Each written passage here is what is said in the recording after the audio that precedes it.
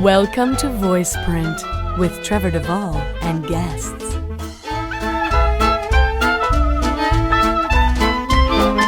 And now, your host and mine, Trevor Devall.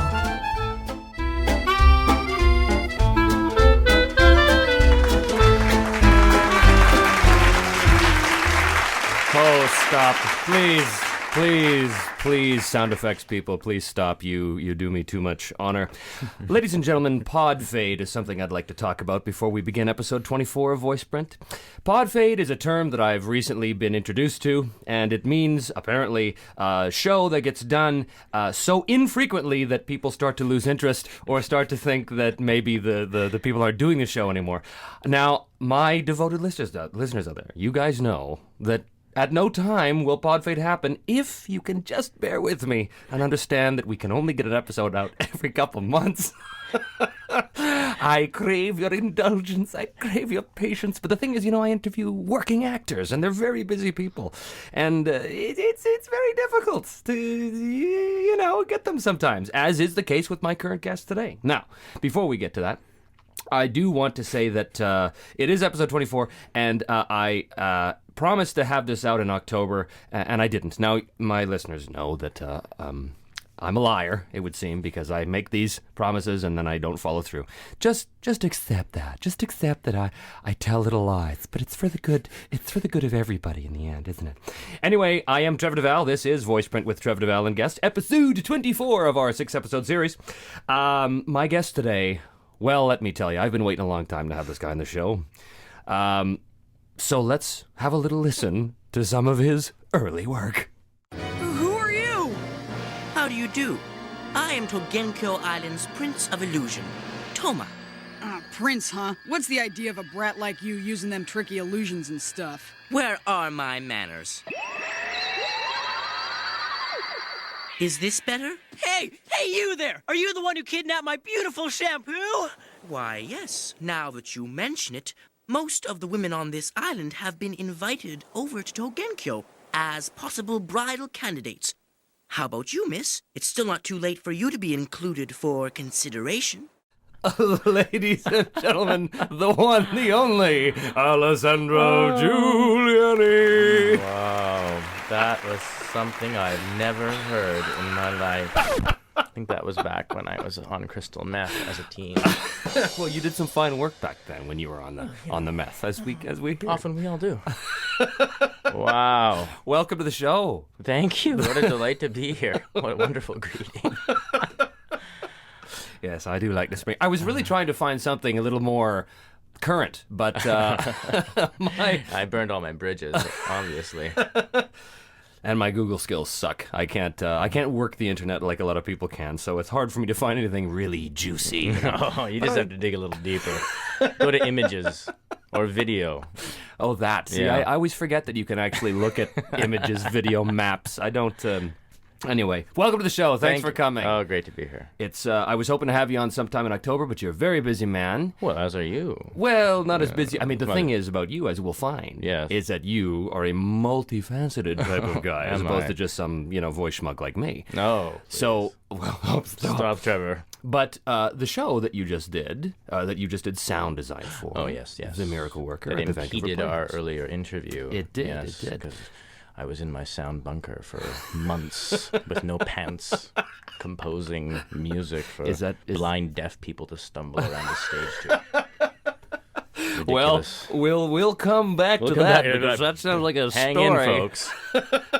In the meantime, let us begin with the traditional history bumper. And now, Voiceprint with Trevor Devall and Guests presents In Memoriam, a history of our guests' long and faithful service to the cause of voice acting. See what a professional show this is. This is remarkable. I'm humbled to be here.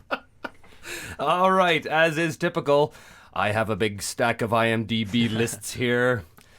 These tend to be quasi-accurate. Yeah, it's just like the quasi-accurate birthday for me on IMDb. Oh, it's all right. Did they somehow screw that up? I don't know. I don't know how it ended up. I'm born on April 21st, everyone. Oh, well, there it is. 1978. I'm 31. Well done. Yeah. Well done. Wow. It's amazing how the internet can really shave the years right off. I was there was a Wikipedia entry on me, and I don't know who does these, but apparently anyone does, right? Apparently anyone. Yeah. And the first time I saw it, they had listed my annual income. Was it accurate? It was far too low. But, I was like, really? You can't? What is that? Who are you to think that you know how much? It was very scary. Anyway, so really funny. moving right along. Yeah. IMDb. Okay. Okay. What does it say? It's been a while since I've been on my own. And there's a bunch. I'm not going to go over all of them because, oh, Lord, we'd be here all day. But there's a couple big ones here. Now, kids, not all of these are anime, so bear with me because AJ is also a very, very successful on-camera actor. And the first one they list here is, the first one that jumps out at me is Smallville. Oh. Smallville. That's very recent. Yes, yeah. They're on the ball at IMDb. I'm still on it. I play Superman's doctor on Smallville. You Dr. Emil Hamilton. Yes. Superman's doctor. Yeah, wouldn't think he would need one, but well, being a Superman. kind of the same diagnosis every time. Stay away from the green stuff, buddy. Right? But there you go. Endless jokes to be made in that vein. Yeah. Hot Wheels Battle Force 5. It's what. I'm doing that right now too. Now they're going into a second season. Is that? You heard it here first. Maybe. Oh, okay. That's a guess. I don't know. That? I don't know. Hey, Dave. Oh. Okay. The signs are good. I think we're like the #1 rated thing for good the time slot. Is that a Nerdcore show? It is a Nerdcore. It is a Nerdcore show. Oh, it's a Nerdcore show. And who do you play in this? I play Takazumi. Sorry, Zoom Takazumi. You don't get to say my last name very often. Zoom Takazumi. He's a Muay Thai special fighter who drives an extraordinary chopper. Oh, wow. Yeah, that's able to morph into various different... This show sounds like it's everything. It sounds like it's Street Fighter and a racing show and Transformers. It's everything that a 9-year-old boy could possibly want in his life. Wow. Yeah. Cool. This is The Watchmen. You were in The Watchmen. I was in The Watchmen. I did not make it into the theaters, however. Oh, so you're in the I was in the unrated director's cut. Well, I'm going to have to pick that up. I've got to tell you something about The Watchmen. Yeah. First of all, it's down there right there. I don't know if you can see it, but it's down there among the graphic novels there on the bookshelf. Brilliant graphic novel. When I saw this movie, I had to see it twice because the first time I saw it, all I saw was, there's Gary Chalk. There's Jerry Wasserman. Exactly. Dave Everybody. McKay. So it really kept taking me out of the movie. Of course. And so when people said to me, what'd you think of the movie? I was like, I don't know. Yeah. It was kind of like a little reunion. It's all my buddies. All my buddies. Yeah. So the second time I saw it, I'm able to see it. Yeah. So... and what did you think the second time? I dug it. I thought, I think it's a hard movie to adapt for non-fans, though, because... For me, and I don't want to get off on a rant here. No, come on, bring it. But for me, such a huge element of that movie was the sub-story, the B-story about the pirates and all that kind of stuff. Because in the comic B-story, like the comic book that the guy's reading through the whole thing, it really it reflects the A-story. And it's sort of this... And that's really hard to do in the movie. And when they said, we're going to release a separate little DVD thing of the... Well, so what? I mean... No. Yeah.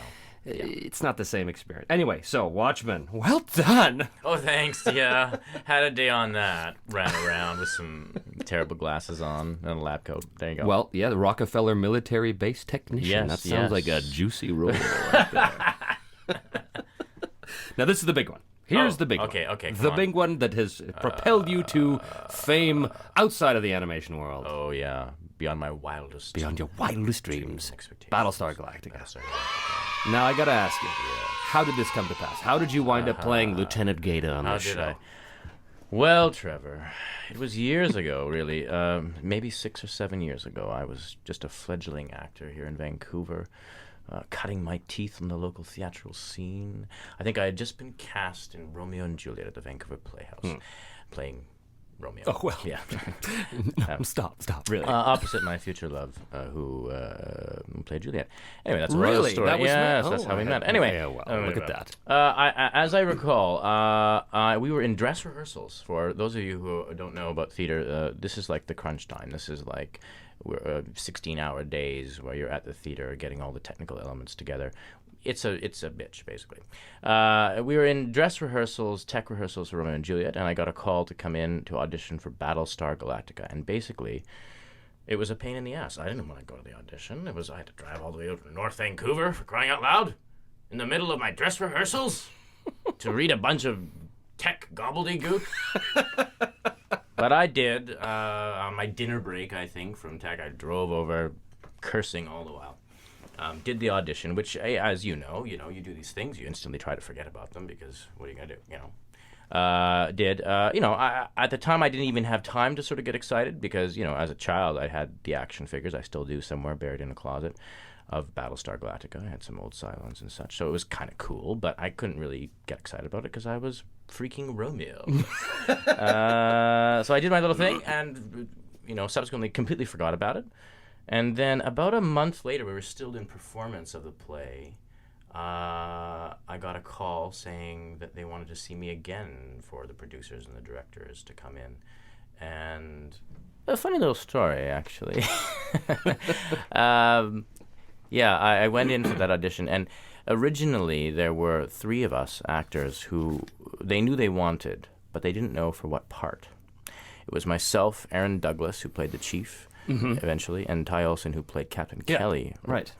And they had the 3 of us actors, and they didn't know what parts they wanted us to play, whether it was Aaron as Gaeta, me as the chief, and they kind of swept it around. And thank God they decided what they did, because I can't really imagine myself, working a wrench. I have the hands of a dancer. I'm not really programmed for that kind of stuff. No. They chose well. Let's just put it that way. Yes, and Ty's character hardly shows up in the show. No, unfortunately, he got the bum rap, but he's doing well. Oh, he's one of the workingest actors in town. Is. And svelte. Oh yes, as always. Well, that's again, that's another one of those shows where I'm watching it and I'm going, oh, look at all these people I know. All these people. Yeah, it takes a while to kind of go. Truly, to remember. Yeah, there's the library. Oh, yeah. Right. Exactly. Yeah, it's a thing. But anyway, it's done. You've done very well with it. And thank you. And I haven't seen the end of it, so we can't really talk about it. We can't talk about it because really, season 4, it's all about me. See, I've heard this. Yeah. And I really wanted to discuss it, but I'm only on like episode 6. Yeah. No. So last I saw, you were with Starbuck. She was out looking for Earth, and she's crazy. It gets heavy. Gets heavy. That's the thing. Season 4 seems very soap opera-y. It was very, very heavy. Not a lot of humor. No. In season 4. No. But some good stuff for old me. Well, I will let you know. I'll come back. Then we move on into some other stuff like, say, Barbie Mariposa and her butterfly fairy friends, which another is quite... career highlight, without a doubt.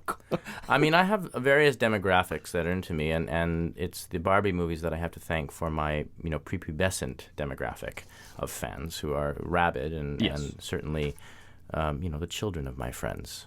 Yes. Yes, and really that becomes a big demographic for us as, our friends start to have kids and they're getting a little older and they're starting to watch the shows and then they realize, I recognize that voice and stuff. Uncle Trev is actually Ken. Well, never. Oh, come on. Barbie is my white whale. And I don't mean her. I mean the show. I've auditioned for every single... Barbie as Moby Dick, you saying? Barbie Have they done that yet? They should, actually. Well, they're scraping the bottom right now, so I'm pretty sure that'll be Barbie as Moby Dick. Captain... Anyway, K-Hog, whatever. But I auditioned for every single one of those. Can't get on a single one. Well, we all have that, don't we? I suppose. I couldn't get on Da Vinci's Inquest, ever. Really? Yeah. One bad audition, I suppose. And wow. There you go. And it screws you forever. But you know what? To hell with Da Vinci's Inquest. And to hell with Barbie, Trevor. And to hell with Barbie. Yeah. That'll be Barbie in hell. I didn't mean that ever. I love Barbie. They've been very good to me. Oh, were you in Bionicle 3? It says you were. I was. I was in a couple of Bionicles, I think. Yes. Vakama. Were you in Bionicle too? I was. Were we in it all together? I think we were, but I have no memory of that. Neither do I. Very strange. Maybe we didn't do it together. Maybe we were. Yeah, because when they do the Bionicle movies, they always had it in groups of three actors, and I was always with like Scott and Kathleen or something like that. Right. Yeah. But come on. I've seen them once. I don't remember. Alien Racers. Ah, yes, that's actually where I kind of got to know you a little bit. You don't even remember the show. I don't even remember the show. What was it? Oh, yeah. It was about the aliens. And you were the who race? And I was the announcer. I was the sports announcer. Everybody, are you ready to rumble? Yeah, that's right. We got all. And you played one of the creepy bad guy aliens, I think. Suppose I did. Under Master Akil. Oh, Master Akil, yes. He was a bad guy. He was shifty. You were a very shifty guy. I've sold a lot of toys over the years. This is what the conclusion I'm coming to as you read my list of voice credits. A lot of toys. This is what we do, really. I mean, the job is just an elaborate toy commercial. Not that I'm complaining, folks out there. No. Love it. Stargate. You've done some episodes in Stargate SG-1. I certainly have. That show went on so long that they brought me back 7 seasons later as a completely different character. Really? And my costume was about the same. It was a burlap sack, basically, both times. I think I had a turban the second time. Wow. Being ethnically ambiguous as I am, yes. I often am given such frocks. But yeah, again, I think I had yellow contact lenses the first time, which was a bit thrilling. I still have them. And then the second time round, no contacts, but a turban and a machine gun. Wow. Stargate. Wow, there it is. Wow, Stargate, man. But also working with my childhood hero, Richard Dean Anderson, from a.k.a. MacGyver, who was my, a kind of mentor to me when I was young. My first professional gig was on MacGyver. Really? Julio, the piano-playing street kid in the MacGyver Christmas special of 1986. Get out. Probably the most boring MacGyver episode in history. There was no action. He didn't blow anything up. He didn't really... His big, moment of ingenuity involved moving the boxing ring across the youth shelter using barbells. Wow. My line, my only line in the show, summed it up, was, weights for wheels. Why didn't we think of that? And thus began a career. Yeah, basically. The birth of a thespian. But yes. Wow. Me and Dick Dean Anderson go way back. You and Dick. Jeremiah. Was a show I never saw, but it was sort of a post-apocalyptic kind of thing, wasn't it? Post-apocalyptic. Again, I wore another sort of burlap sack motif in that. I don't know what that's about. I do low status well. But in fact, in this case, I was sort of a cult leader wearing a burlap sack. And we were trekking across, doing a pilgrimage. We were sort of oldie-timey pilgrims in the post-apocalyptic world, heading towards our own rapture of sorts. Wow. So there you go. It was cold. I remember it being very cold. We were in the GVRD, and it was December, and it was snowing. Greater Vancouver Regional District, for those of you not from here. Yeah. A big forest, basically. Yeah. X-Men Evolution. Here's a big one. Gambit. Of course, Gambit. Biggie. X-Men Evolution was a very popular show. What was it? Yeah. I think, what do we do, 2 or 3 seasons, something like that. I was pyro on it. I didn't have a huge amount. Does that involve fire? Yes, it does. Yes, cool, man. Yes, yeah. In fact, I think that there was an episode that we did together, I think. Oh, really? Okay. But that's a few years ago. Isn't that crazy? Isn't it crazy, folks, that we can work together and not really remember these things? Doesn't it show you the level of care we give to our work, that it's so disposable? Don't give away the secrets, please. No, but Gambit, that's pretty freaking cool. I mean, I was a comic book nerd in my childhood, and I was a Marvel head, big time. So that was fun. That's super fun to get to. Yeah, to be on characters. An iconic show like that, X-Men. Yeah. Zoids, Führers, G.I. Joe, Spy Troops, the movie, GoBots. Oh, so many. So many. The list goes on. Mucha lucha. Mucha lucha. Get to be Spanish. Now, you mentioned you're of an ambiguous heritage. I'm just curious. Yes. Looking at you now, it'd be very difficult to sort of point it out. But if I had to actually say... What would you guess? I wouldn't. So I'm asking you. Oh, you're asking me? I'm Cree. No, I'm half Italian. Italian. Italian and half Chinesey. Really? Yes. Easy peasy Italian Chinese. Chinese. Yeah. Exactly. Wow. Yeah. Wow. Well, I would get the Italian from Giuliani. Chinese. So the mother, your mother. My mother is Chinese. Yes. Fully Chinese. Yeah. Fully Chinese. 100% Chinese. Right. She's a Wong. Right. And your dad was fully Fully wop. Italian. Yeah. Yeah. Well, the name of my company is Wink Chop because I'm half Chink, half Wop. Oh, nice. So see, it's an homage. I've just gained so much respect for you right there. Cheerio. What else have we got here? Dark Angel. That was James Cameron's old show. Yeah. The young, nubile Jessica Alba before she hit the stratosphere. Right. Whatever happened to her? Interesting. Oh, I don't know. She's probably hanging. She's probably got a pretty good life, I think. She's doing well. I guess. Yeah, that was interesting. I had my hair braided for that one, and we were all bike couriers in the bike courier shop that she worked. And, yeah, it was kind of fun. You know? Fascinating roles that they write for young Canadian actors, isn't it? Beast Machines Transformers. Oh, This is another big one. Night Scream. Who was a brat. He didn't. brat? He was not nearly as cool as his name would suggest. Really? He was like the punk, annoying Transformer that came along, like the young teenage Transformer who kind of just pissed everybody off. And actually, my friend found the toy for me, and it's a really bad toy. Like, it's not... Really? Yeah, it's a terrible looking and designed toy. Sorry, Mattel, or whoever he was.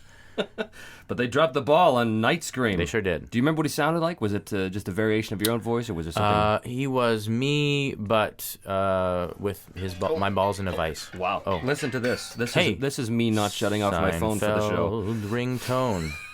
Ba-dum-bum. Oh, okay. Yeah, Night Scream, me with my balls in a vice. Oh, cool. Ranma 1/2. Ranma 1/2. Now, that was the clip that you played? Yes, Prince Toma. Prince Toma. That's right. Wow. And from that clip, we also had the illustrious Brad Swale in that clip.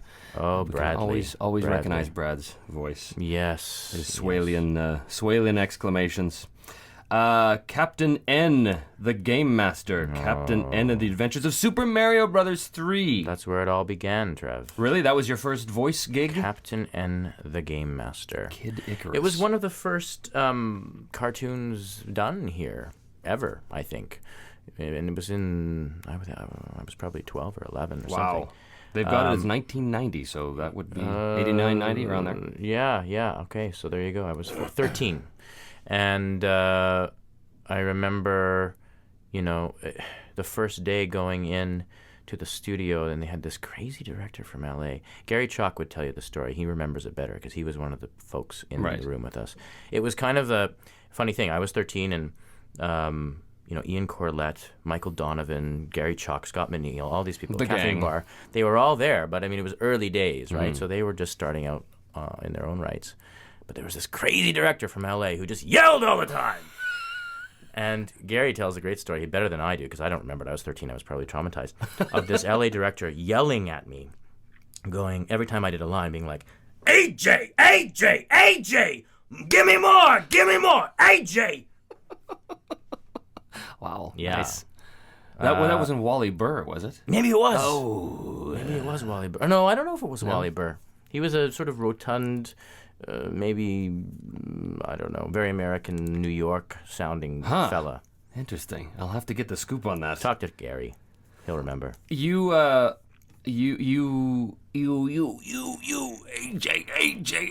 give me more, AJ.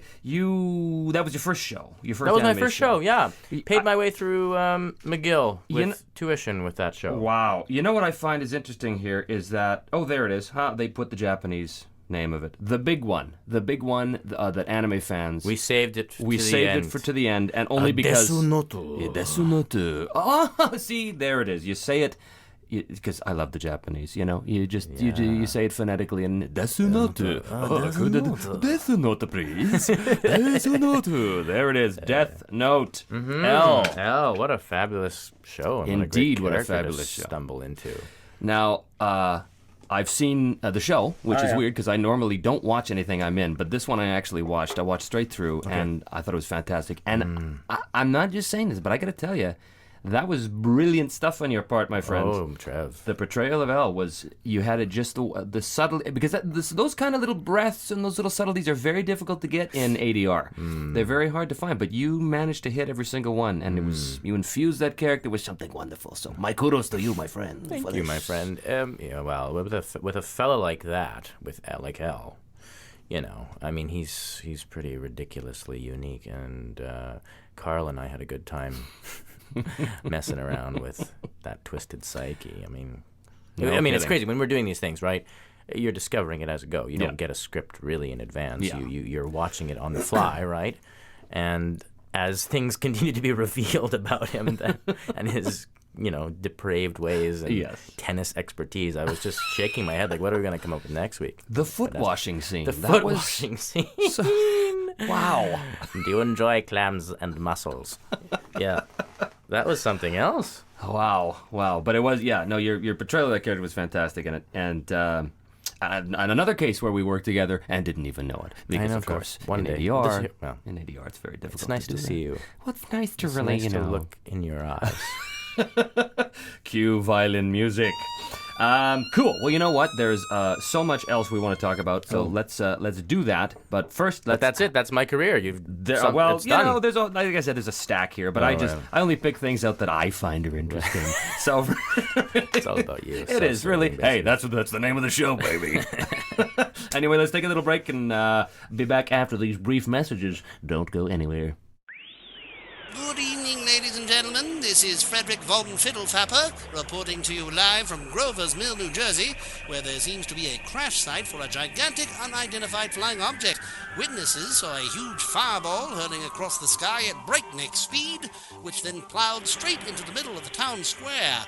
I now have with me Dr. Brouhaha, professor of all things geeky. Tell us, Doctor, is this the first sign of intelligent alien life from another galaxy? Well, this appears to be a gigantic antenna meant to spread news about video games, cartoons, anime, movies, technology into the atmosphere, and it is called the Big Bald Broadcast. Tell us, why do you call it that, Doctor? It says right there in huge letters. What, are you an idiot? Swineford. Thank you very much, Doctor. I'm absolutely speechless right now, ladies and gentlemen. This Big Bald Broadcast is having a bizarre effect on the townspeople, including yours truly. I have the sinister urge to tune my web browser over to bigbaldbroadcast.blogspot.com and download the latest geeky news with hosts, voice actor Kyle Hebert and musician Otherworld Steve. I'll also have to check for daily nerdy news links on twitter.com/bbroadcast. Now, if you'll excuse me, ladies and gentlemen, I'm going to go get an iPhone and fondle it. Settle in. This could be a long one. I already told you, man. Rei Ayanami is the hottest anime character ever! Oh, please, hello? CC from Code Geass is so much hotter. Get with the time. Gee, never! I hate you! Quit being such a noob! Gah! Hey, calm down there, campers. I think I've got something you should take a listen to. There's more to anime than just who's hotter than who. That's why we at the Anime Counterpoint aim to discuss less obvious topics in anime and offer you a new outlook on your favorite genre. And you have a chance to join us in the debate. Simply send us your questions and comments to animecounterpoint@googlemail.com, and we'll bring your thoughts to the table. Join me, Masako X. Myself, Kaiser Neko. And I, HBI2K. For the Anime Counterpoint at animecounterpoint.blogspot.com. Look forward to hearing from you. Want to hear a secret? I love to party.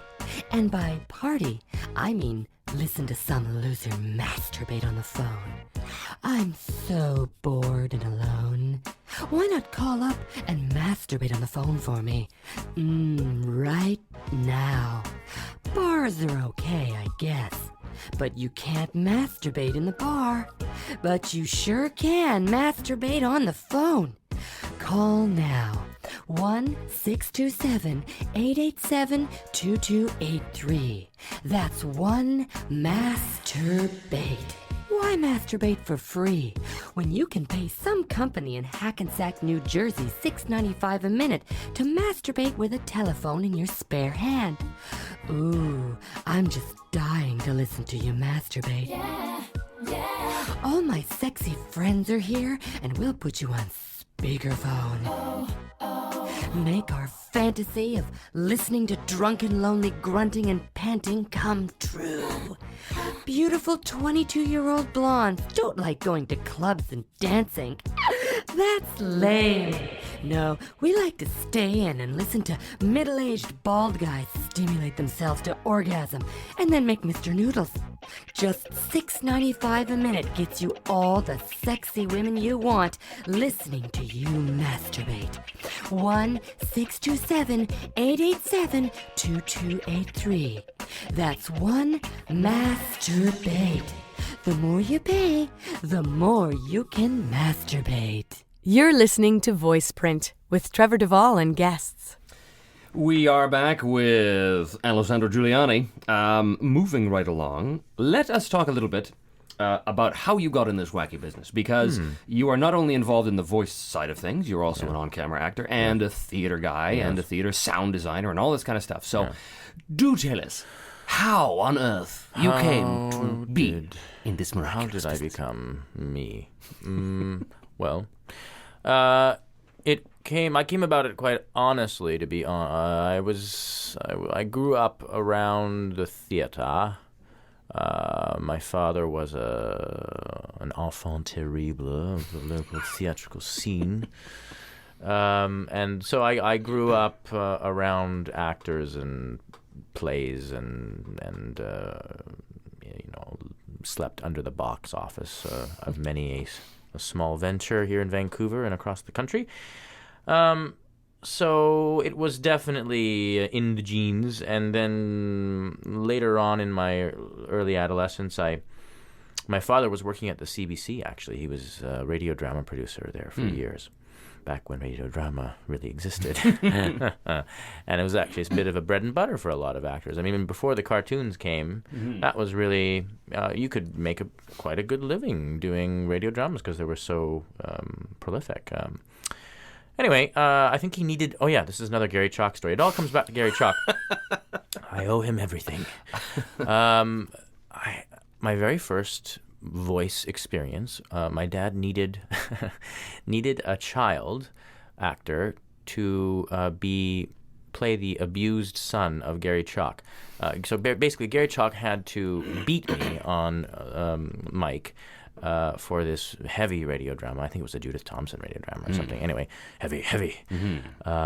So my first experience on the microphone involved pretending to cry while Gary Chalk slapped his knee really hard. No, Daddy, don't hit Mommy. What? It was sort of... The performance was probably somewhere on par with what I just did, too. Anyway, that was my first gig. And what can I say? I caught the bug from there. And who wouldn't? Yeah, I mean, really. come on. Getting slapped around by Gary Chalk. And then, as we mentioned earlier, Captain Nintendo came along, which was fantastic, and there was various other cartoons that I cashed in on my pubescence. Big time in my sort of crazy voice break that I had at the time. And I was in the show Camp Candy with John Candy, as I recall, which was a thrill. Uncle Buck. And then it sort of just progressed from there. I ended up getting an agent because I had gotten this gig in Captain Nintendo, Bruce Ward, who you mentioned earlier. Off the record. And then got a few little on-camera gigs, like the MacGyver gig and a few other things. I was not a child star. I was not a child actor. That carrot was dangled when I was about 13.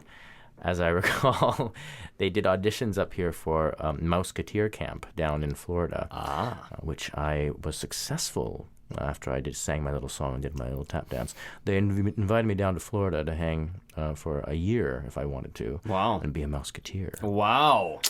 So big decisions in No kidding. 13-year-old Alessandro Giuliani's life. Yeah, because you knew if you took that, a life of cocaine abuse would follow inevitably. Well, I probably would have abused it earlier than subsequent. But anyway, I would have done cocaine with Justin Timberlake and Britney Spears instead of with Gary Chalk. No, I didn't mean that at all. Anywho, as Robert Frost said, no.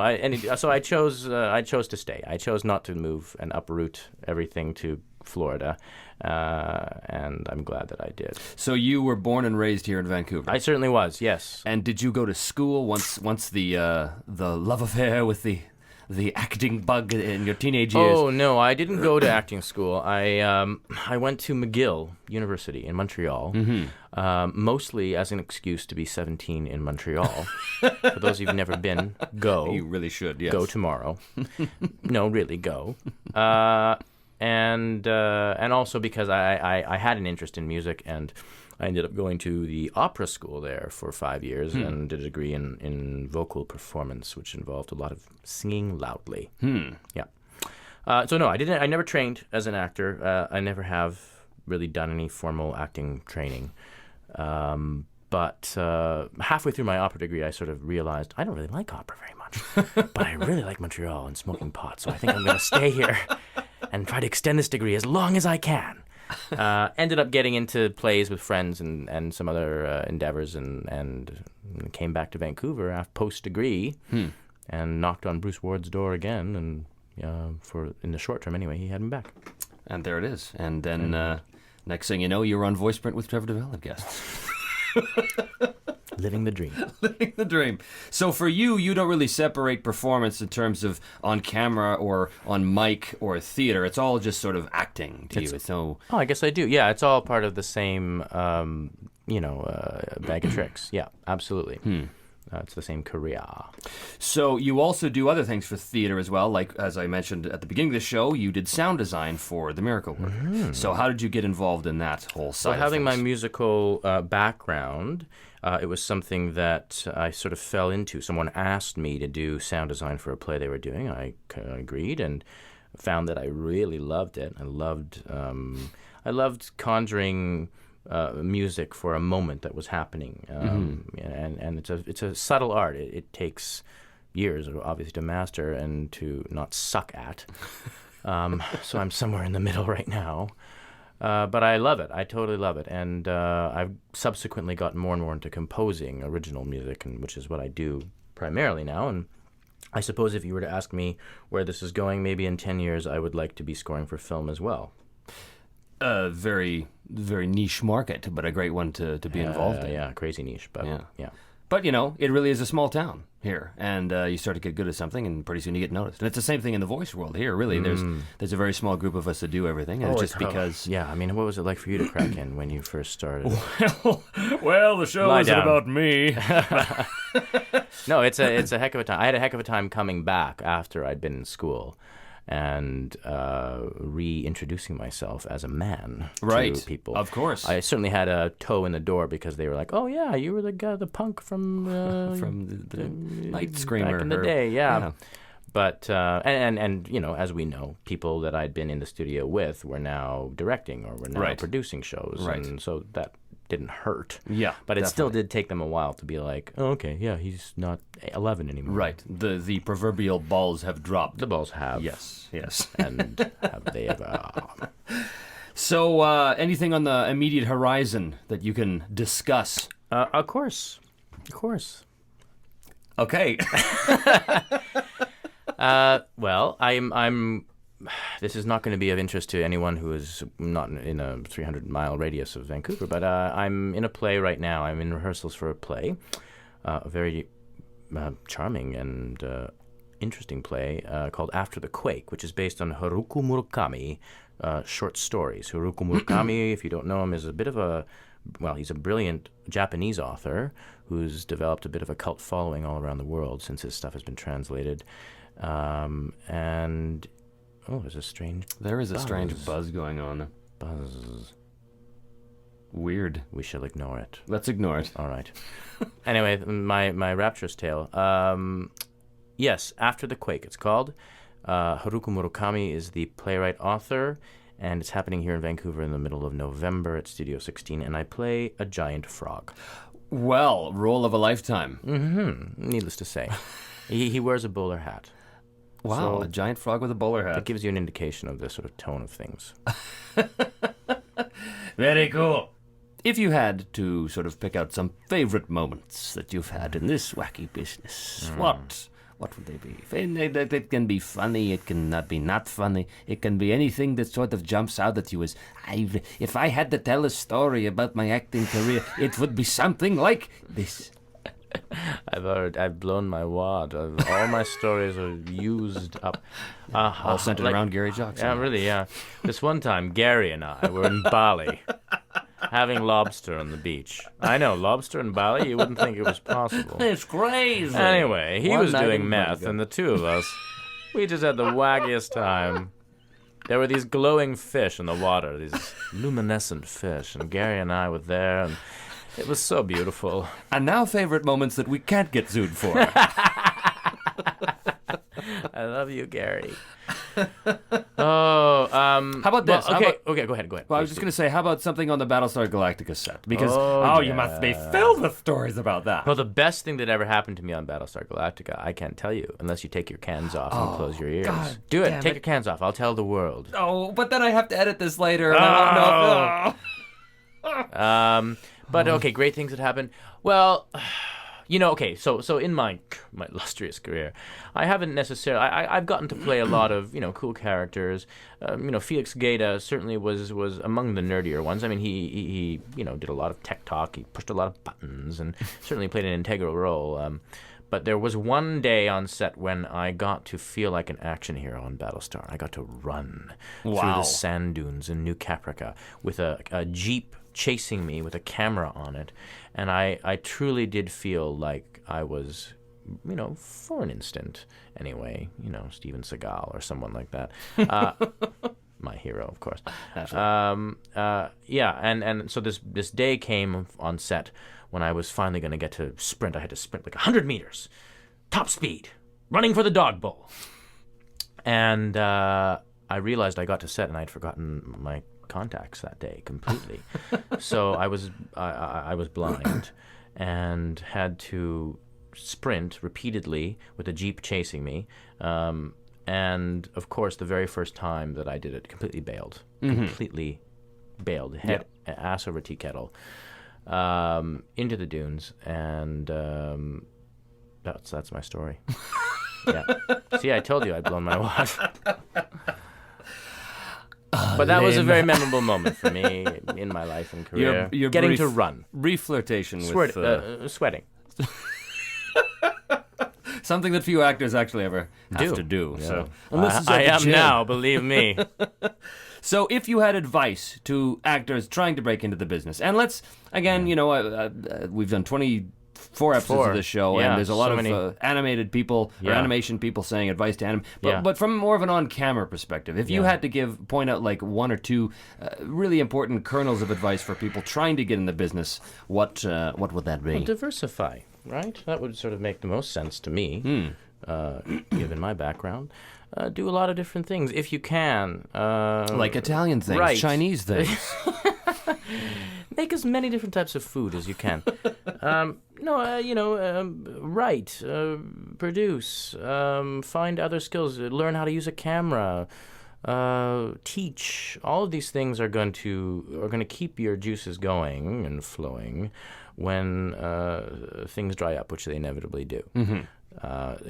The more skills you have, and it's the one thing I do certainly owe a lot to my parents for, and my father, who, when he saw that I had interest at an early age, he allowed me and encouraged me to do as many different things as I wanted as a child, maybe to a fault. But I mean, I had so many activities going on, I couldn't even get into trouble until I went away to university. So I learned how to fence.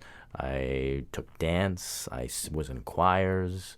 I was a big-time nerd. Wow. With the exception of the choirs, I think we had the same childhood. Well, fencing and the dancing. Well, there you go. The fencing and the dancing. The fedancing. The fedancing. That's what I would say. Diversify. And then otherwise, just don't do it. There's enough of us already. Don't bother. Do something with real purpose. That is the most solid piece of advice I've ever got on this show. this is 1% of people, of actors, actually work. You know, it's just such a crapshoot. Don't bother. That's so excellent. Don't bother, kids. You heard it first here on Voiceprint. AJ telling you to just give up. And on that happy, positive note, let's have a listen. What's in the mailbag? Oh.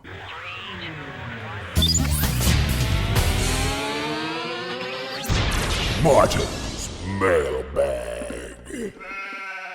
Have to find a name for the sheep. I'll brainstorm.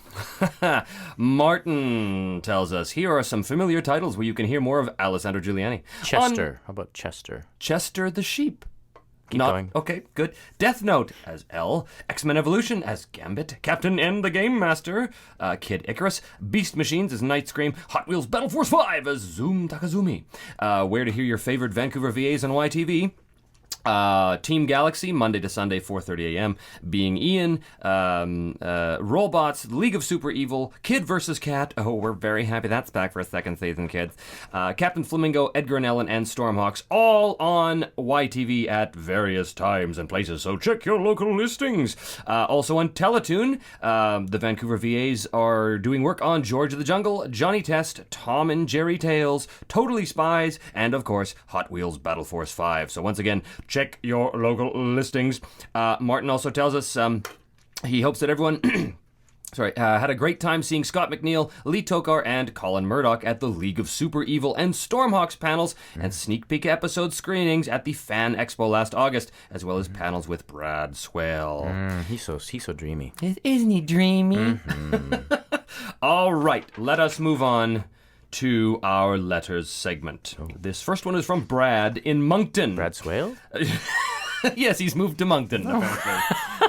Hi, Trevor and Alessandro. First time writing, but a long-time listener. Love the show, and it gives me a chuckle on the way to work. Chuckle! My question is for Chuckle Alessandro. should be the name of the sheep. Oh, there it is. That's the one. Chuckles, Thank you. You know what? Chuckles. I'm going to give that credit to Brad, though, because he was the one that inspired you. So, Chuckles the sheep. My question is for Alessandro. How does it feel to play the most loved character on one show, L, and one of the most despised on another, Felix Gaeta? Oh. Now, okay. That's certainly colored, isn't it? It is a bit colored, because I gotta tell you, I don't despise Felix Gaeta. I'd have to spoil Oh, for this you. is for the end? Yeah. Okay, I'm going to take my headphones off. Take them off. And I'm going to plug my ears. So you Okay. just signal to me when you're Actually, done. just go and go la la la, just sing in the corner. Okay, here we go. Well, Brad, this is what I would have to say. Trevor is actually humming and closing his ears right now. How does it feel when doing what we do? I think if you are playing a character that gets any kind of reaction at all, extreme, whether positive or negative, it's a thumbs up. So I loved playing both of those guys, and I don't know why you despise Felix. My God, I mean, he's a hero. That's all I have to say. Are you done yet? Okay, all right. Okay, good. That actually worked. I didn't hear a damn thing. Good. What point? You'll have to look at the time code on that. Do not pause or edit. 44 minutes. I won't listen to any of that. I don't think I really said anything too slowly. Okay, well, I'm going to assume that you answered that. Meanwhile, this next one is from Michael from Toronto. Michael Dobson? No. Longtime fan of Voiceprint. For Alessandro, seeing as how you are already an accomplished opera singer, and seeing as how some animes do get musicals, like Sailor Moon and Bleach, for example, Oh, do they? what song do you think Elle would sing if he was in an opera? And if you could please give us a little demonstration. Oh, no. What song would Elle sing? Probably One Is the Loneliest Number. All right, and give us a little demonstration. As Elle? As Elle, yes. One is the loneliest number that I've ever. Two is much better by far, but one is the loneliest number. Dokebab? Anyway. Nice. Nice. Michael's next question. For Trevor, what modern-day song do you think would best be suited as Aizawa's theme song? Who's Aizawa? Hey. Ah. Hey. I don't know, Trev. Who do you think? I have to go with Back in Black by AC/DC. Oh, sweet. Just because that's a stock response. It's the first sort it's of pretty song badass. that comes to- Yeah. Sing it. Yeah. No. As Aizawa? As Aizawa? Oh. Back in Black. I hit the sack. Something else. God damn it, Elle. All right. This one is from Lisa. Hello to two of my favorite voice actors. To Alessandro, I'm a big fan of your overall voice work, but I was... Overall, for your overalls. Yeah. Your voice work in overalls. Very sexy. But I was particularly impressed with your singing roles in Barbie as the Island Princess. Yeah. And the Princess and the Pauper. Yes. Have you had any formal training for singing, and have you had any other singing roles? Well, we already know that you've had the formal training. You've got a degree, for God's sake. For crying out loud, a bachelor's. A bachelor's. Yes. And have you had any other singing roles in cartoons? In cartoons? No, I have not had the pleasure. Barbie monopolized that for me. And ruined it for life. This one's from Philip. I'm getting a head start on this one, so I won't miss the chance. I'll get right to the point, since I've already said all I can say about the show. Love it! I wanted to ask Alessandro, playing Elle, must be difficult as well as fun. What were some of the challenges of voicing such a smart character, I guess you could say, considering the way he speaks and all the calculations, etc.? Oh, and what do you think of the foot washing scene? Well, two questions. First of all, what's it like to play? Well, I am, an extremely intelligent. It's not a challenge at all to play him. At all. The foot washing scene, that was a little homoerotic, kids, wasn't it? You can look that word up. No, I mean, what did I think of it? I mean, it was obviously a sort of biblical reference, the washing of the feet, a bit of an allusion to the old JC superstar. And what did I think of it? It sort of suited in its kind of perverse, but I don't know what to think about it at all. I still have nightmares about it. Me too. It was disturbing. It was very disturbing, even for those of us who were just watching the show. Yeah. Extremely disturbing. Imagine doing it. Philip wants to know... And Brad made me wash his feet, and it wasn't really... Method actors. You Terrible. should see his toenails. The fungus is particularly amusing. Phil wants to ask me, he says, I saw this video on YouTube where you play a priest. Could you tell us about it? It's called Confessions of a Sodomite. That isn't something to look up, but now that I've said it, I would imagine you're probably all going to do that anyway. It's a weird sketch show that I'm sort of involved with, and anyway, that's what it is. Moving right on. This is from Luke. Hey... Yeah. Hey, Trevor, been a fan of the podcast since the beginning, and it's still an absolute delight to listen to. My question for the both of you is as follows. Now, obviously, you've both played parts in your fair share of shows with massive fan bases. Massive. Death Note and Battlestar being perfect examples in Alessandro's case. With that said, do you ever find it hard to keep yourself from spoiling parts of upcoming episodes for people you know are watching? For example, say you just got out of filming or dubbing a scene and you think to yourself, oh my god, that was so awesome, I did not see that coming. But you know that said episode isn't going to air for months. How do you keep yourself from spilling the proverbial beans? How do you? Well, you don't, apparently, because you just spilled the beans. I just spill them. It's the first thing I ask when I meet someone who's like, oh my god, I love the show. I'm like, where are you in the show? Yes.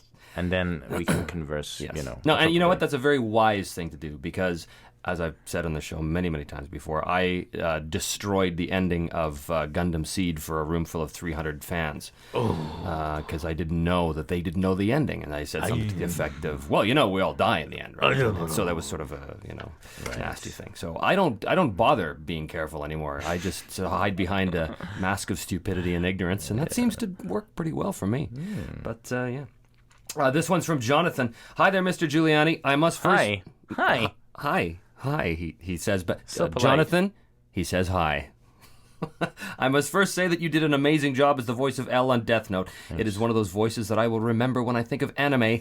The way you voiced the character really conveyed the personality of Elle. Second, I'm happy to see that Voiceprint is back up and on a regular basis again. I'm excited to hear from more voice actors in the industry. 2 questions to ask. Number 1, what were your inspirations and references in creating the voice of Elle?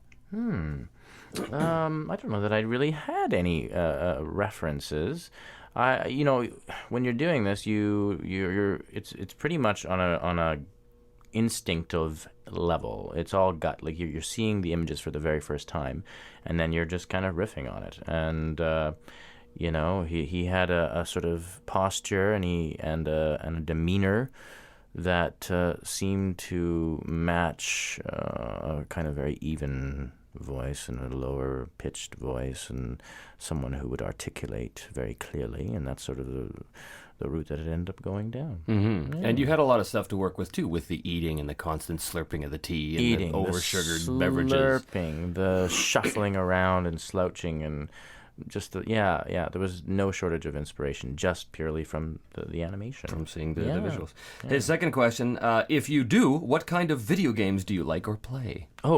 I recently purchased a PS3, which was my first gaming console. I've been on the fence about that for a year. I go into Future Shop and I'm like, I'm going to buy this. No, I'm not. I don't really need it. And this goes on like every other week for me. So is it a wise acquisition? It's the first gaming console I've ever owned. I bought it partly for the games, but partly because it's a Blu-ray as well, right? Which was a big sort of selling point for me, and it was a bit of a no-brainer. I enjoy all manner of games, Jonathan, Mr. Choi. What am I? I enjoy sporting games. I enjoy games of luck and chance. And as a proper 18th century British gentleman, I rather enjoy I quite enjoy the Wii cricket. No, I don't know. Jonathan, what am I playing? I rather enjoy colonizing the natives. I rather enjoy that. Spelunking on PS3. Fantastic. Wow. Have you done a lot of video games here in town? Have you done any? I've done a couple, yeah. Could I name them? No. Well, that's okay. I was in the EA bunker once, and I also did some samurai game at one point. I can't remember. Samurai, let us screaming the challenger, attacker. This one, dear Voiceprint. Oh, I just love that Lee Tokar fella. He's so funny and cute and talented and cute. When are you going to have him back on? Oh, I do hope it's soon. Signed, not Lee Tokar. Nice. This one is from Vic. Hey, Trevor, it's Vic again with another weird question for you. Vic. My question for both you and Alessandro this episode is, if you were forced to fight to the death with a fellow voice actor, who would you choose, and what would be your weapon of choice? And he wants me to answer in Richard Cox's pedophile voice. So, excuse me. First of all, if you had to fight to death with another voice actor, who would I choose to fight? Yes. I'd take Swale down easy. I mean, he's just he's like a matchstick. I think he would just crack under the pressure. Having seen his feet, too. This is true. You have to watch out for those claws. And the talons, even the Oda. But other than that, any particular weapon to take Brad out? Like, just a penetrating stare would take him down, and has in the past many times. And as for me, oh boy, there's so many people I'd like to take out. It's and I don't mean take out in the sort of pseudo-sexual sense, although I know that's what some of you are thinking. No, I guess if I had to take sort of a fight to the death with somebody, it would have to be, I would say Scott, just because he's got that long flowing hair I could really sort of grab onto and use it against him. And by against him, I don't mean in sort of the pseudo-sexual way, but rather in the fully sexual way. So there you go. That's there it is. That's me raping Richard Cox's pedophile voice. Bravo. As requested. So no disrespect, Richard. That's like a three-way then, kind of. In a horrifying kind of way. image. Yes. Yeah. This question is from Maximum. As a very avid X-Men fan, Gambit especially, I know how difficult it can be to nail a Cajun accent. Yeah. In X-Men Evolution, I've always enjoyed the flavor of a Cajun accent you used, rather than the thick one used in the original animated series. Did you find it difficult to achieve even the variation of the accent? And why was it decided to just use a flavor of the accent rather than go heavy, as Gambit is known for? Good question. Yeah, a very incisive question, Max. It was decided because that's what I wanted to do. It was not difficult to achieve a little flavor. I think they wanted it to be subtler, so it could be more discernible and understandable, and not as thick. I remember auditioning, and it was thicker, and then they said, just tone it back a little bit. And how did I do it? I think I rented the Big Easy. Right. And then, added my own little touch of my ample experience with French Canadians and, created sort of a bastardized version. That is something we get all the time when it comes to accents in cartoons, is they ask for something and they'll say, we want the authentic such or such. But of course, but they don't because they don't know what it sounds like. And even, and when they you give hear it, like, they that's go, not right. That's not right. That doesn't sound anything at all like it. And I'm from there. Yeah. Exactly. Yeah. I think I've told the story in the show before, but when I played Mr. Match in the Mega Man, in very memorable show for me. When I played Mr. Match in Mega Man, he was a Scottish guy, and when they originally said, we're looking for an authentic Glaswegian accent, and I was impressed that they knew the word Glaswegian, but I said, I don't think you do. And they said, no, we want it to be really authentic. And I said, no, I don't think you do, because if you do, you're not going to understand it. Mm-hmm. And so I did it, and they went, yeah, could we dial back a little bit? And okay, so then I gave them the sort of the classic. The I don't have Scottish, the power. That's right. Accent. So it's, the accent that people go, oh, I think that sounds a bit like a Scot. Yeah. But where is he from? Well, it's hard to tell, isn't it? Yeah. But it doesn't matter, because the North American ear cannot tell a difference. That's right. You know what I mean? So, anyway, so yes, rather. This, I love this question. Hey, it's me again. Hello, me. I have a few questions for the both of you guys. First off, what did you guys think of the actors playing your characters in the live-action Death Note movies? Well, I thought the guy who played L was brilliant. I thought he was absolutely brilliant. And actually, I wanted to do justice to his performance in a way that is different from when you're doing the animated version, because he was obviously, really channeling something to do it. My answer is ditto. Although Aizawa didn't have a huge part in the live action, I thought the guy was good. And the same thing, I wanted to make sure that I was. You got to represent for the peeps. The next part of the question is: have you dubbed any live action movies besides Death Note? For myself, I do quite a bit of live action stuff. A lot of German shows, a lot of kind of stuff like that. And what about you? Porn. Well, that goes without saying. I mean, come on. Other than porn, no. Ooh, my answer is no. I've brought your pizza, man. This is That's from... not a plunger. That question, incidentally, was from Adele in the letter that he sent me during the Kathy Westlake episode. I referred to him as a she, but apparently it's a guy. So sorry. Adele? Adele is a guy. Adel. Am I pronouncing that wrong? Come on, you're ethnic. How does that supposed to sound? That's supposed to... that's... Thank you for your question, Adele. This one's from Ashley. Hey, Trevor and AJ, out of random curiosity, what do you think would happen if Aizawa and L met Pyro and Gambit? In what context, I guess? Yeah, I think they'd have a rocking good time.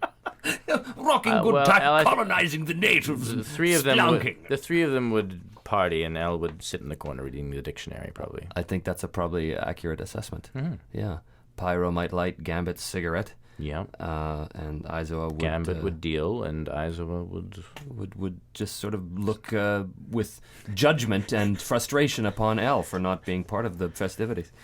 I was also watching the Wolverine movie today and wondered if you had to recast the live-action X-Men movies using only voice actors, who would you cast? It's interesting because Scott was extremely angry that he was not allowed to audition for the role of Wolverine because they said, you know what, you're the voice of Wolverine in the cartoon, we don't want anything to do with you. We don't want anything to do with you. And he was quite put out by that. He would be a good Wolverine. I think he would. I would cast him. Yep. Him or Drummond would be an interesting Wolverine. He is a sort of... I think Drummond I see more as Sabretooth. Oh, well done. Yeah. Because he's the hairy face. Yeah, and, that's true. It's hard to tell. I don't know. Thoughts? Who would be a good... What about the chicks? The chicks. Who would play a good... Storm. Well, Storm. Moving on. This is from... Oh, and I've done it again. Oh, have I not put the name of the person? Well, I did this once before, and I'm doing it again. My apologies. But you'll know who you are when you hear your question. Dear Mr. Trevor Devall, I've been listening for a long time now and have about 1 billion questions for you and your guests, but here's two. Seeing as there's a new Warhammer 40,000 game on its way, called Space Marine, do you know if the Vancouver voice actors will be doing this one? I don't think I can answer that question because I'm not sure, but I suspect the answer is yes. Do you know anything about this? No. Okay. Question 2. If you had the chance, would you and or Mr. Giuliani go out for another Warhammer game despite the potential for vocal torture? When we did the Warhammer games, they were collectively known as the Throat Wreckers because they were so... Most games are really quite bad for that. This one particularly bad because, everybody doing the orcs, or I was doing the Skaven, and stuff like that, and it was yelling and dying. But would I do it again? Absolutely. Because, being a whore, the answer would definitely be yes. And would I... well, if Trevor was there, I might consider it. We could phlegm at each other from across the room. This one's from Nancy from South Holland, Illinois. Wow. Please forgive what may be a frivolous-sounding question, but do you like the sound of your own voice? As someone who makes a living talking or singing, do you like how you sound? Or are you more focused on the fact that you are acting or singing, and that's what's important, not how you sound?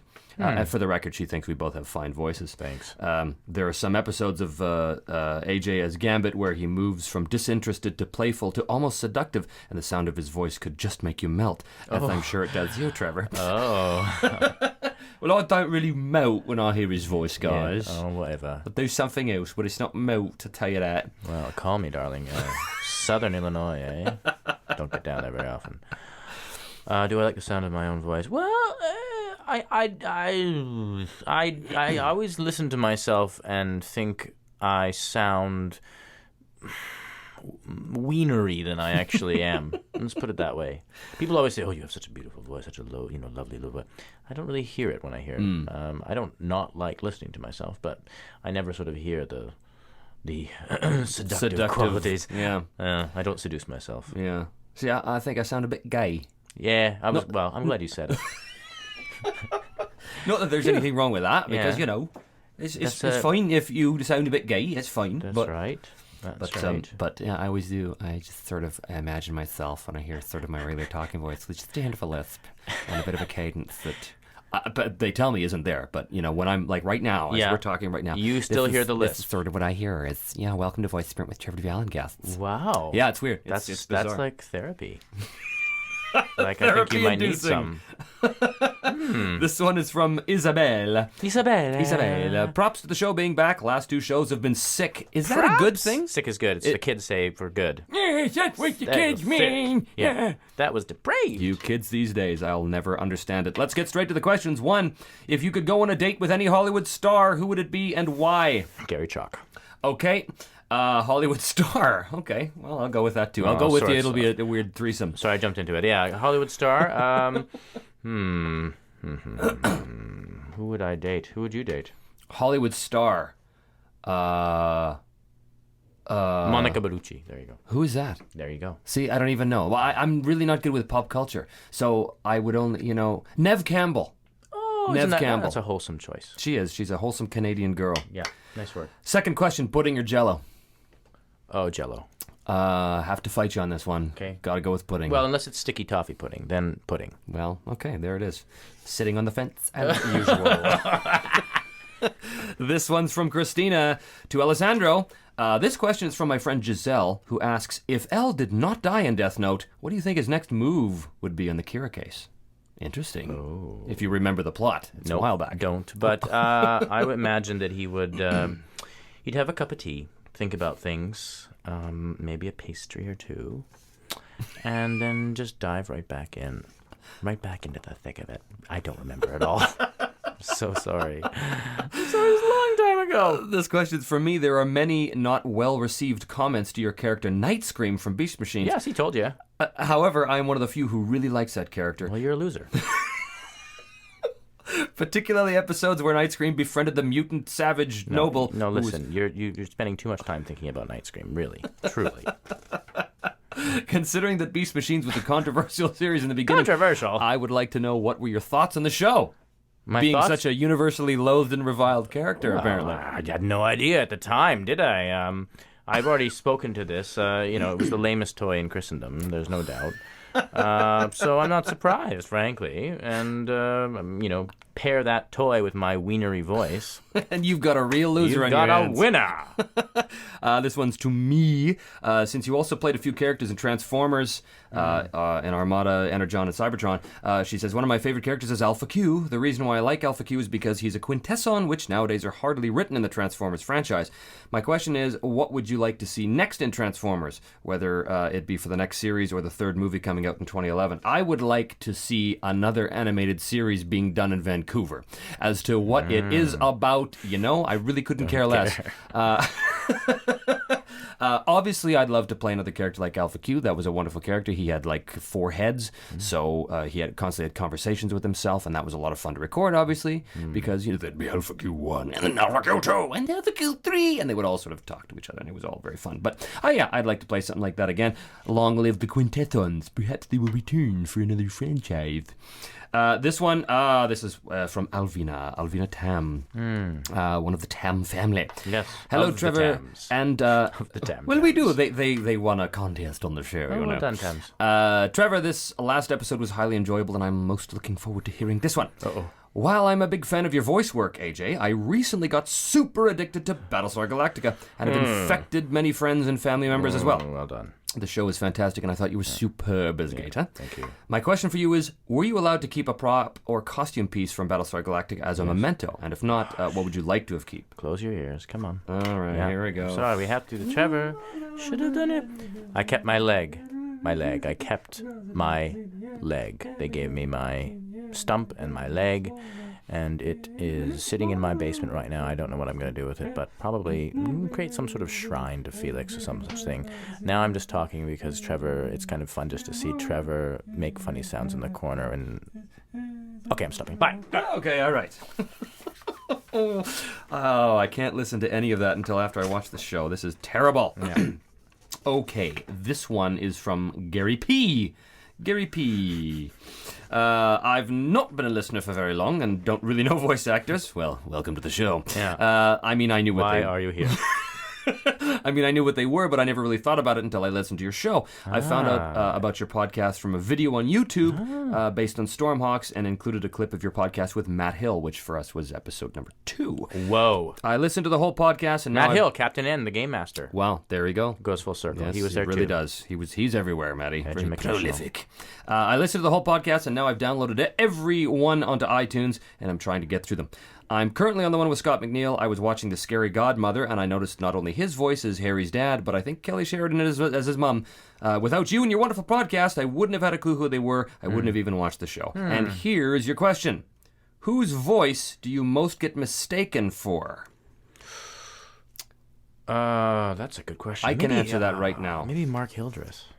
Yeah, I could see that. I could kind of see Mark Hildreth. I don't know that as a fact because I just don't think about it, but I think we certainly go for the same roles from time to time, and we've even replaced each other on things when we were unavailable. Right. So there you go. Right. Mark Hildreth. For me, Colin Murdoch. Oh, really? Yeah. In fact, when I did the episode with Colin, there were times when I was editing the show where I found it hard. I could if I close my eyes. Yeah. I found it hard to determine who was talking. That's not his regular speaking voice. Yeah. But when you do stuff. We were doing stuff, and it was like, oh, we could really be the same guy there. Wow. And the bonus question is what... take a hit out on him then. Yes, soon. definitely. What vegetable do you most resemble? Physically? Physically. What vegetable do you most resemble? Gailan? Gailan? I don't know, I just... Oh, you're half Chinese, so you'd throw that ethnic... What are you? I'm Irish, so I suppose that'd be a potato. Oh. And I really do, don't I? I'm sort of spud-like. Scalloped. I've scalloped. This one's from Evan. Hey, Trevor, it's been a while since I asked a question because I've been so busy with high school, so I've decided to break the silence and finally ask a question. Drop out. You are just a font of wonderful advice for these people. My question to Mr. Giuliani is, what was the worst subject to learn at school, and have you overcome this problem today? Math, and I have overcome it by playing a long string of mathematically and scientifically adept characters. Booyah! Revenge! There it is. You're not a math guy, but you play one on TV, literally. Yeah. This last one is from D. Hey, Trevor and AJ, I'm an illustrator and listening to voice actors such as the amazing and talented Trevor Devall. I didn't write that. It was right here. Fix. Has been very inspiring for me when creating my own characters. So, I was wondering, what are the things that really inspire you and get your creative juices flowing? Love this question. What inspires you as a voice actor? Oh, as a voice actor? Oh, not necessarily as a voice actor, but as an actor. What gets your creative juices flowing? Yeah. Seeing or hearing other people's work gets my juices flowing. Seeing other people push themselves or do things I've never heard them do before or perform in some way that I've never seen them do before inspires me constantly. I agree with that 100%. It's when I find myself a little lacking in inspiration, the best thing I can do is go to work and look at all these other voice actors around the microphone and see them. And it really is wonderful when I hear a new voice that they haven't ever done before. And I'm like, oh, wow, yeah, I can do that too. Actually, a big thing that happened for me was a little tip that I got from Scott, although I don't know if he voluntarily gave it to me. I may have just stolen it. But I noticed that a lot of his characters that he started to do were old characters from film noir way back in the 30s and 40s and 50s. And I started to realize these are fantastic bases or fantastic characters to use as the basis for an animated character because they're very outlandish, they're very specific, and also nobody remembers who they are, at least the kids today. These kids today, they don't remember who, Jimmy Cagney is. They don't know who that is. But so I realized, oh my, what a wonderful font of inspiration for characters. And as soon as I started to use that, it just opened up all kinds of new avenues, and I found myself completely becoming a lot more versatile. And so, yeah, that was. But what DJ said, the idea of looking at our colleagues and listening to our colleagues and seeing them do something new was As always. Picasso said, good artists borrow and great artists steal. Well, here's to you. Here's to life of theft. Crazy Swick. All right. He was Spanish, wasn't he? I don't know. He had a temper, though. A real temper. That brings us to the end of episode 24. Hooray. Well, it's been worth the wait. What can I say? It has. It's been delightful. And, things are just getting warm in here. They're just getting heated up. I know. Things are, we had the strange buzz is gone now. It's gone. It's too bad. But thank you for coming out. It was a pleasure. It was a pleasure to have you on the show. Delighted. And I'm sure long may you cast your pod. I cast my pod deep into the void of the spills. Our next episode 25, we're going to have a very special guest. A guest that has been mentioned many, many times today. No. Finally, really? at long last. No. Mr. Can I? Gary Chalk! Mr. Gary Chalk is our guest for episode 25. Now, I'm hoping to get this done in December because I won't be able to do another episode for various reasons between January and March-ish. So I'm really hoping to get this show done in December. So if you have any questions or comments or anything like that for Mr. Gary Chalk, by all means, send them in to the usual place, fans@trevordevall.com or voiceprint@trevordevall.com. You've been great. You've been great. We've been great. And you, my beloved listeners, have also been great. Continue to be great. And we will see you on the flip side.